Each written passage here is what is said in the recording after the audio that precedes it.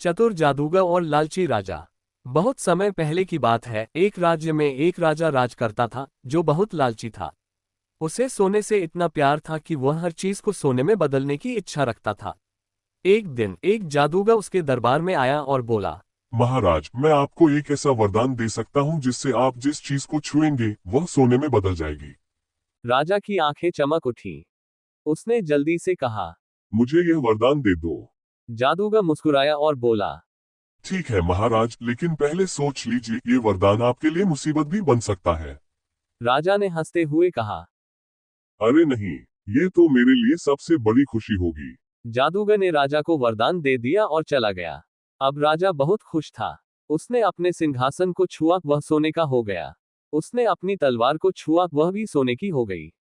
उसने अपने बगीचे के फूलों को छुआ, वे भी चमचमाते सोने में बदल गए।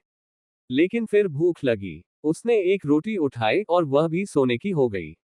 उसने पानी पीने की कोशिश की, लेकिन पानी भी सोने में बदल गया।